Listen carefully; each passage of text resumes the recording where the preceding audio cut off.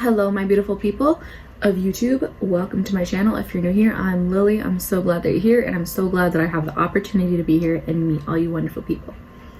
So today's topic is going to be, are they the one? Are you guys really meant to be together forever?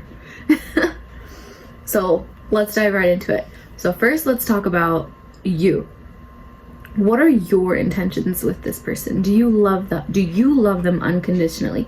Can you take their flaws and their imperfections and love them unconditionally without nitpicking, without nagging? Because a lot of times I think people get in relationships and they think, oh, well, I don't like that they're always late, or I don't like that they always forget the things that I say, or I don't like that they don't have a growth mindset, or whatever it may be. It could be little things. If it's something bigger than, like, if they're an alcoholic, or maybe they like smoke cigarettes, or I don't know, something that you maybe don't like. And if you think to yourself like, oh, maybe that'll change over time, maybe they'll grow out of that certain thing, or maybe I can change them, then they may not be the one for you. Because chances are, like, this is just the brutal honesty, chances are they're not going to change, or it's going to be like 10-20 years if they make a change. And they need to want to have to make the change within themselves. You coming along may not trigger that change, and it's nothing about you. It's a human thing. If they don't want to change that, and if that's how they are, then chances are that's how they're going to be for a very long time, if not forever. So think about the things that you may not like, that may be certain imperfections, and think if you can love them no matter what, wholeheartedly, even with those imperfections, and let them be them without feeling the need to nag them, or feeling like, oh, I can change them, because no bueno. Okay. All right. And so now let's talk about them. So first, before I talk about them, I just want to note really quick to say, if they have toxic behaviors, it's a lot of times, I think it's really easy to be like, oh, if they do this one thing that's toxic, then it's a no-go. I don't want to say that if this person, obviously there's a boundaries, right? So if the person is toxic, then you shouldn't be with them. But we need to remember that everybody comes with their baggage, and everybody comes with their their traumas, and everybody comes with their toxic traits that they've either learned, picked up on, or they've developed over time to protect themselves. And so it's not, I wouldn't say if they do toxic things that it's not like you're done. Because a lot of times, sometimes toxic traits don't come out until later, and you have to learn about each other. You have to learn about each other's childhoods. Learn like, oh, I'm gonna use defensive as an example. You're defensive. Well, what happened in childhood that is causing that? And be able to, it's all about how you come out of arguments, or if you tell your partner, hey, you said this or did this thing and I didn't like that, it made me feel this way. How are they going to address you talking about your feelings? Because one of the most important things is in a relationship is feeling emotionally safe. Especially for women, but it is very important for men too.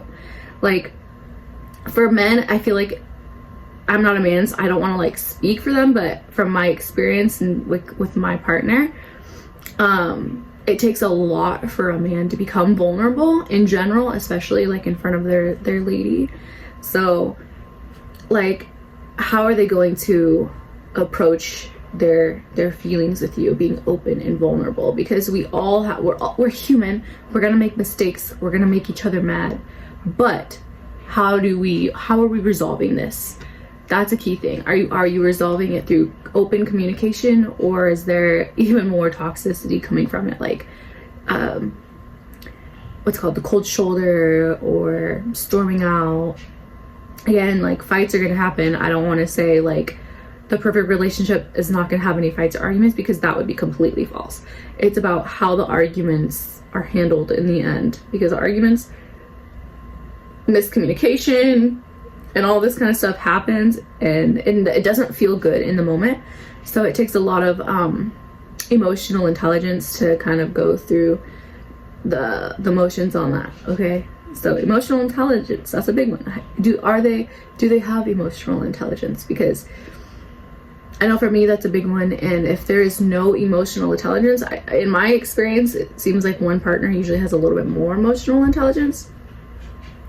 But if neither have emotional intelligence, it's not gonna work. Period. We're just gonna be super, super toxic. And then let's talk about, okay, so we got, what are your intentions and how are they handling, we're talking about toxic behavior. Okay, so I would say it's important that you guys have some similar interests, or if you don't, that is also okay. Like a lot of times, I mean, I feel like a lot of times people meet and they vibe off of like having similarities, but here's the thing. People change over time. One thing that you guys used to do together, like say this was like years or months ago, something you used to do together, maybe one partner is like, oh, that's not really my thing anymore. So if one partner wants to do this and another partner wants to do this, I would say, are you guys both willing to compromise for each other? So are you willing to do the things that they want to do every here and there, even though it's not really your thing? And are they willing to do some of the things that you like to do, even though it may not really be their thing?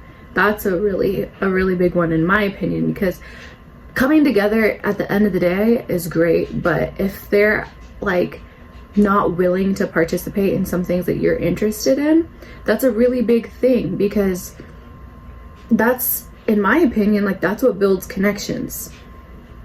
Like doing things with each other that at least one of you really enjoys, and if you don't really enjoy it, at least like maybe try to learn from it. I'm trying to think of an example. I don't really do like sports or anything, but say like one partner really likes golf and you're like, oh, I do not mess with golf, like that is not my thing, but they're like, come on, go golfing with me, like you'll love it. You go golfing and you hate it, it's not your thing, but at least like try to learn like what do the things mean, and what, like how to stand, how to pose, like try to learn what, and you know, that can really mean a lot to the other partner, and vice versa if they do it for you for things that they may not really like. Maybe they don't like watching like rom-coms or something, and you're like, no, please watch a rom-com with me, and they sit there and watch it with you, and like that's connecting, that's bonding.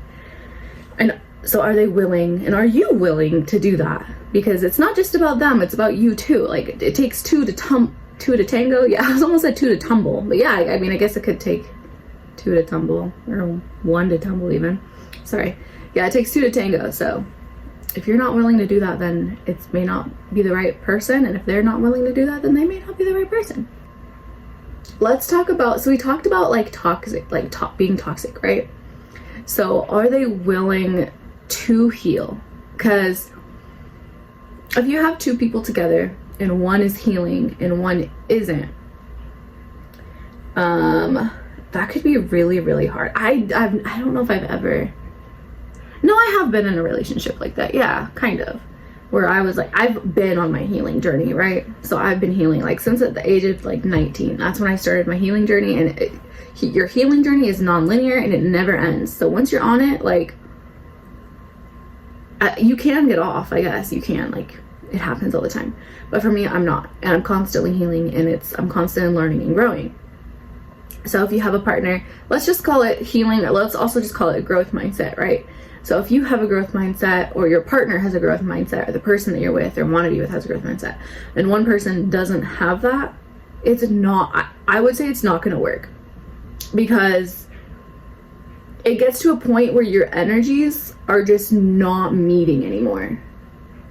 Like if one person's healing and they've stopped taking substances or eating really bad, or maybe it's a mental thing even, but you are still doing that, not only unfortunately are you going to bring that person down, like maybe even unconsciously, because especially if you're living together, then yeah, it's going to cause a lot of friction and it's not going to work. So if you have a growth mindset and you're healing and your partner's not, it's not going to work.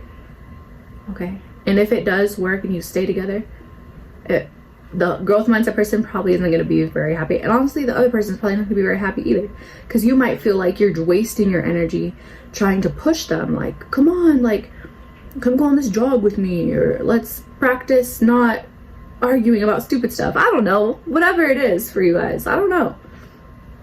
Okay, so it's like what you guys are willing to do for each other, willing to heal, willing to learn about each other, willing to dive deep into the subconscious, and like willing to learn about your guys' childhood. And this could be really hard for some people. That's the thing. This is something that is not going to happen overnight. Like, this is something that takes time. But if you notice like small baby steps, then that's a big thing. Because like for me, I'm gonna talk about my relationship. Like, we really take seriously our healing journey, and we really take seriously getting to know each other and why we, like, for example, if, you know, he does something that makes me angry, I'll go within myself and be like, okay, why did that trigger me? Why did that make me angry? And not only am I questioning it, he's questioning it too. And I could be like, you know what, when I was a kid, you know, my dad used to do this or say this kind of stuff to me, and when you said that, it like triggered that. Like, those kind of things. Like, it's really important that when you want a happy, healthy relationship, that you talk about those things, because otherwise it's going to be a repeating cycle. So in a lot of relationships, there's like one or two things, I feel like, that will keep coming up, like something unhealed that keeps coming up. Oh, you can never get your point across, or they're lying, or spending too much money, whatever the issue is. Like, a lot of times there's like a certain issue in a relationship. If there's none, I don't even know if that's a thing. I don't talk to a bunch of couples to, like, I'm not like a therapist or anything, so I don't talk to a bunch of couples. But like, from my experience and like talking to other couples, like the select few friends and like family and stuff, it seems like there's usually like maybe one thing that's like, man, like this keeps coming up, and it's like you can get stuck on it. So go deep, go talk about the childhood, talk about those things. And if your partner is unwilling to do that, I don't want to say it's not going to work, but I do want to say, like, it could really take some time. And if you're willing to have patience, if you're willing to look past that one thing for like, and look at the bigger picture and see, well, they do this, and this, and that one thing really sucks, but like, I think maybe we could get past it, then, you know, that's up to you. Because there's some things like that one person can get past and another person could not get past. So you gotta really like use your discernment, use your own discernment too, on whether this person is for you. And, you know, think about how this person, I mean, I feel like this is inevitable, like how this person makes you feel in general. Like, are they judging you? Do you feel judged? Do you feel like you can talk openly about your interests, your hobbies, your passions, and this person is genuinely interested in you? And vice versa. Are you interested in them? Do they interest you? Like, my love language is quality time. So I'm the type of person that can really like sit with someone and talk. I love to talk and listen, and that's what I like to do. Other people's are different. Like, I think the 5 love languages, there's quality time, words of affirmation, affection, like physical touch, gift giving, and which one am I missing? Words of affirmation. Oh, acts of service. And acts of service. So think about like what their love language is and what your love language is. Me and my partner just read the 5 love languages together, and I like, honestly, game changer. Seriously. Because for me, like, I wouldn't say our love languages are opposite, but mine is quality time and his is physical touch. And my physical touch is like the last on the list for me, probably because of the stage I'm in my life right now. You know, I'm a mother of 2 toddler boys who are literally always on top of me, so like I get overstimulated, and that's just not my thing right now. But if you know their love language, and you can, like, if you're willing to keep up with their love language, like, say it can be the smallest thing. Like, it could be a rub on the back while they're doing dishes real quick, or like for me it could be 10 minutes of like, tell me about your day. Like, it's really not anything crazy. Or if it's gift giving, it's like, oh hey, like, I know Coke is your favorite and I was at the store, so I got you a Coke. Acts of service, I know you've been really busy lately, and so I did your dishes for you, or I made you dinner. Words of affirmation, like, I just want to let you know that I'm really proud of you, or I just want to let you know that you look very beautiful. I love how you did your hair. Like, just those things. If you're willing to do that for your partner, and if they're willing to talk about it and do that with you, then they may be the one. And if they're not, or if they're not filling your love tank, as it says in the book, then they may not be the one, or it may just take some like going deeper and seeing if they're willing to compromise some things for you, and are you willing to compromise for them? So yeah, that's today's video. I hope this could help anybody at all. I love, it's one of my favorite topics, and I'll see you in the next one. Bye.